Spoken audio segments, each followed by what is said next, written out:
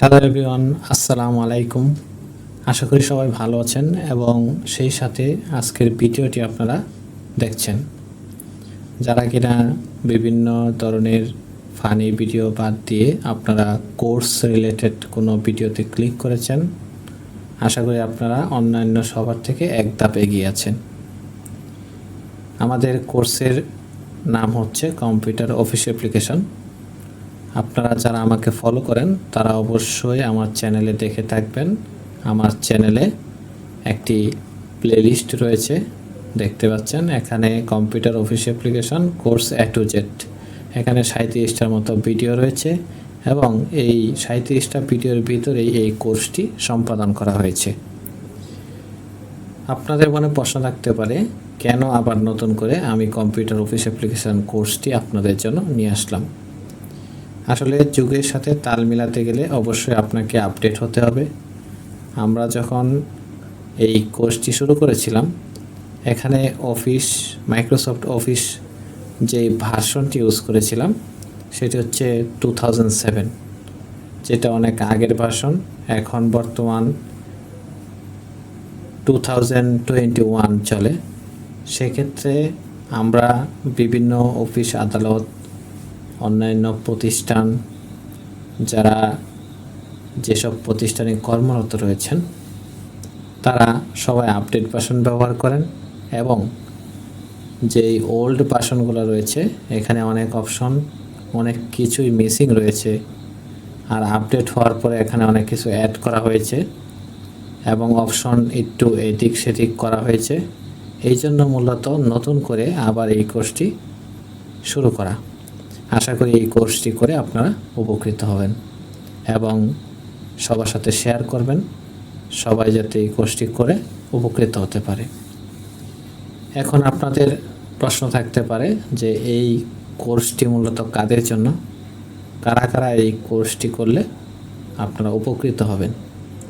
তো যারা computer user, আপনি কম্পিউটার কিনেছেন তবে কোনোদিন কোর্স করেন নাই, সেক্ষেত্রে আপনার প্রথমেই কম্পিউটার অফিস অ্যাপ্লিকেশন কোর্স দিয়ে শুরু করতে হবে। সবার প্রথম চাকরির জন্য অথবা অফিস আদালতের জন্য মানুষ যেই কাজগুলো শিখে থাকে সেই কাজগুলোই কম্পিউটার অফিস অ্যাপ্লিকেশন কোর্সের মধ্যে অন্তর্নিহিত রয়েছে।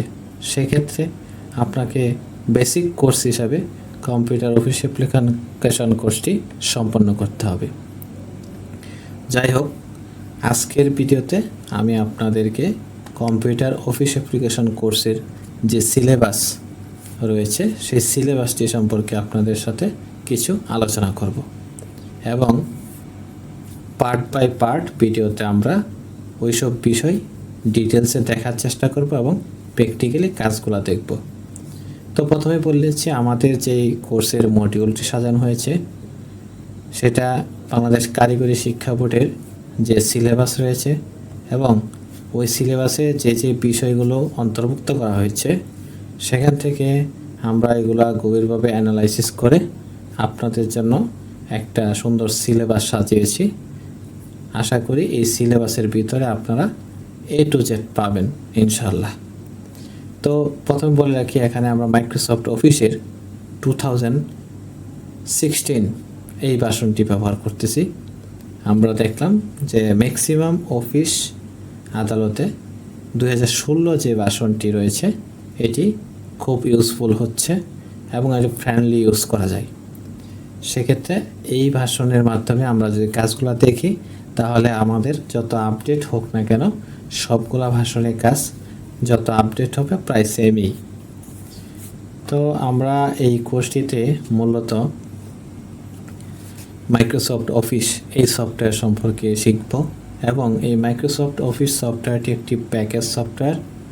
এখানে আরও বিভিন্ন ভাগ রয়েছে, যেমন Word, Excel, PowerPoint, access.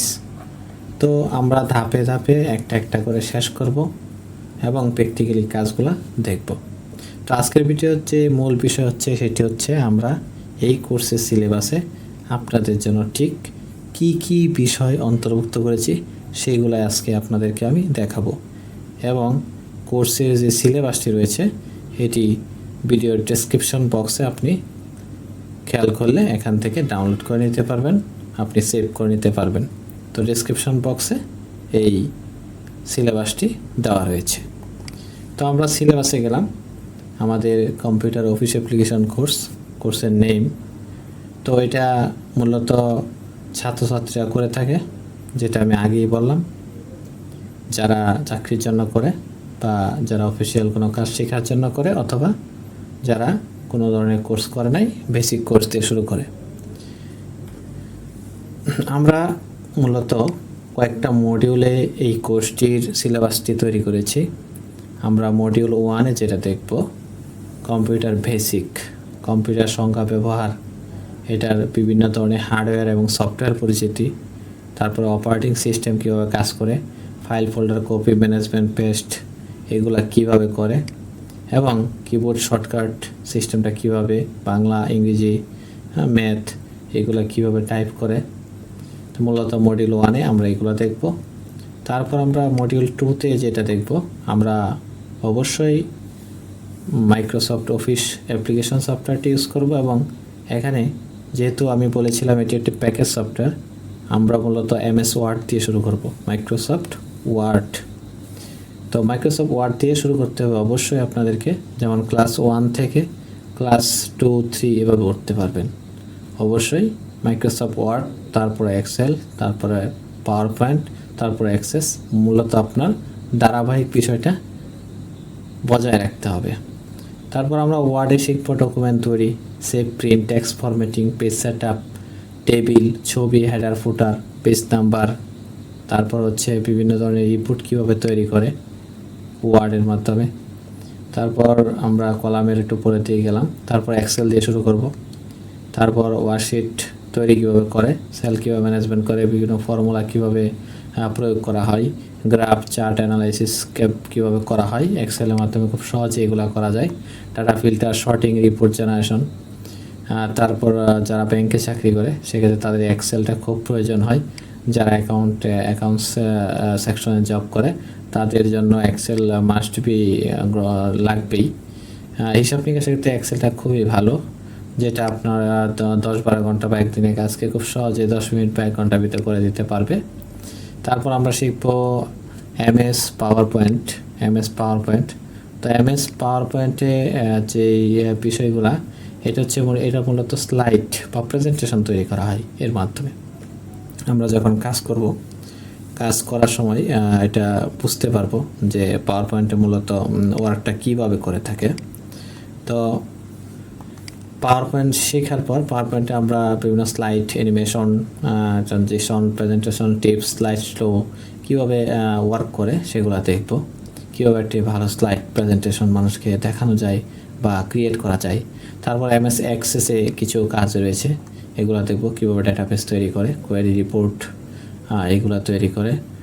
তারপর বিভিন্ন ডেটা রিলেটেড রিপোর্ট রয়েছে যেটা অ্যাক্সেসে খুব সহজেই করা যায়। তারপর হচ্ছে মডিউল 3-তে যেটা রয়েছে আমাদের ইন্টারনেট বা ইমেল কীভাবে ব্রাউজিং করা হয়, আপনাদের ব্রাউজার কোনটা, সার্চ ইঞ্জিন কোনটা, এটা আপনাদেরকে বুঝতে হবে। ইমেল কীভাবে তৈরি করা হয়, কীভাবে ইমেল লেখা যায়, কীভাবে ইমেল পাঠাতে হয়, ইমেল সম্পর্কে খুঁটিনাটি, গুগল ড্রাইভ বা ক্লাউড স্টোরেজ, আপনি যেভাবে আপনার ডাটাগুলো সুরক্ষিত করতে পারবেন কোনো ক্লাউড স্টোরেজে বা গুগল ড্রাইভে, অনলাইন মিটিং, বিভিন্ন ধরনের টুলস রয়েছে, জুম, মিট, গুগল মিট, এগুলো কীভাবে কাজ করে এবং কীভাবে কী করতে হয় এই সম্পর্কে আপনাদেরকে ধারণা দেওয়া হবে এবং প্র্যাকটিক্যাল কাজ দেখানো হবে। মডিউল 4-এ বাংলা কম্পোজ টাইপিং বিস্তারিত দেখানো হবে, বিজয় দিয়ে কীভাবে ছোটো MG ব্যবহার করে কীভাবে বাংলা টাইপিং করা যায় এবং বিভিন্ন ধরনের যুক্তবর্ণ রিলেটেড বানানগুলো কীভাবে সঠিকভাবে শুদ্ধভাবে লেখা যায় খুব সহজেই, এই বিষয়গুলো আপনাদেরকে দেখানো হবে। বাংলা ডকুমেন্ট, বিভিন্ন ধরনের ডকুমেন্ট ফরম্যাটিং কীভাবে সাজাতে হয়, কীভাবে ডেকোরেশন করতে হয়, মূলত সেটা দেখানো হবে। তারপর মডিউল 5-এ যেটা রয়েছে office practical, office letter report, যে আমরা এই 3টা বিষয় শেখার পরে একটা প্র্যাকটিক্যালি ওয়ার্ক করব। এখানে বিভিন্ন ধরনের office letter data entry project থাকবে, কীভাবে আসলে প্রজেক্টগুলো করা হয়, ডেটা এন্ট্রিগুলো করা হয়। তারপর এখানে প্রিন্টিং, স্ক্যানিং কাজের যে কৌশলগুলো রয়েছে কিভাবে প্রিন্টিং স্ক্যানিং করা হয়, পেজ সেট আপ কীভাবে করা হয়, মূলত আউটপুটটা কিভাবে দেখা হয়, আমরা একটা ইনপুট তৈরি করার পর কীভাবে আউটপুটের মাধ্যমে একটা ভালো প্রিন্ট পেতে পারি, সেই বিষয়গুলো দেখানো হবে। তারপর হচ্ছে module 6 soft skill final project, যেটা হচ্ছে বিভিন্ন ধরনের একটা প্রজেক্ট নিয়ে আলোচনা করা হবে, একটু হালকা বড়, যেটা প্রজেক্ট নিয়ে আলোচনা করলে আপনাদের এই যে কাজগুলো করছেন বা মডিউল 5 পর্যন্ত যে কাজগুলো করা হয়েছে সেটা আয়ত্তে চলে আসবে। এটা ওয়ার্ড, এক্সেল, পাওয়ার পয়েন্টের বিভিন্ন প্রজেক্ট হতে পারে, এটার কম্বিনেশন হতে পারে। মডিউল 7 বা 7 যেটা হচ্ছে বেসিক ফটোশপ, পাসপোর্ট সাইজের ছবি কীভাবে তৈরি করে, কীভাবে আপনি স্পট ইউজ করবেন, ফটো সুন্দর করবেন, কালার ম্যানেজমেন্টটা কীভাবে সঠিকভাবে করবেন, রেজুলেশন সাইজ এগুলো কীভাবে দিবেন, কোন কোন সাইজের ফটো হয়, কোন কোন মাপের ফটো হয়, এইগুলা কীভাবে নির্ধারণ করবেন এবং শর্টকাট ব্যবহার করে ফটোশপের মাধ্যমে খুব সহজেই স্টুডিওর মতো করে ছবিগুলো আপনারা করতে পারবেন, প্রিন্ট করতে পারবেন। সেই ফুল প্রসেসটা আপনাদেরকে প্র্যাকটিক্যালি দেখানো হবে। আশা করতেছি আপনাদের এই কোর্স করার পরে আপনার একটা ভালো এক্সপিরিয়েন্স হবে, যেই এক্সপিরিয়েন্স মাধ্যমে আপনি কোনো জায়গায় অফিসিয়াল কোনো কাজে গেলে আপনাকে লজ্জা পেতে হবে না। আশা করি এই কোর্সটা দেখার পর আপনি ভালো বা প্র্যাকটিক্যালি ভালো কাজ শিখতে পারবেন। হয়তো অনেকেই আছেন অনেক এক্সপার্ট, এই পর্যন্ত অনেকেই ভিডিওটা দেখেছেন যেহেতু প্রথম পর্ব, আর যারা বিগিনার আছেন তাদেরকে আমি আমন্ত্রণ জানাবো আপনারা এই কোর্সটি শেষ করবেন। সেক্ষেত্রে আপনাদের ভালো একটা ধারণা হবে। এই ধারণা নিয়ে আপনারা চাইলে কিন্তু কোনো ট্রেনিং সেন্টার থেকে পরীক্ষা দিয়ে সার্টিফিকেটটা নিয়ে নিতে পারবেন। আর অনেক ট্রেনিং সেন্টারে আছে যেগুলোতে মূলত টাইপগুলো শিখাই দেয়, তারপরে আর কোনো খোঁজখবর থাকে না, অনলি বাংলা ইংরেজি টাইপ শিখে কম্পিউটার কোর্স শেষ করে দেয়।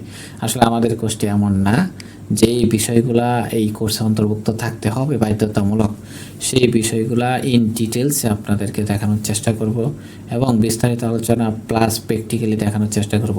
আমার প্রতিটি ভিডিও হয়তো একটু বড় হবে, আপনারা যদি ধৈর্য সহকারে দেখেন আশা করি আপনাদের ভালো লাগবে। তো কথা আর বাড়াচ্ছি না, আজকের পর্বটা আমি এখানেই শেষ করতে যাচ্ছি। তো দেখা হবে আপনাদের সাথে দ্বিতীয় পর্বে। সেই পর্বের আমন্ত্রণ জানিয়ে আজকের পর্বটি আমি এখানেই শেষ করছি। আল্লাহ হাফেজ।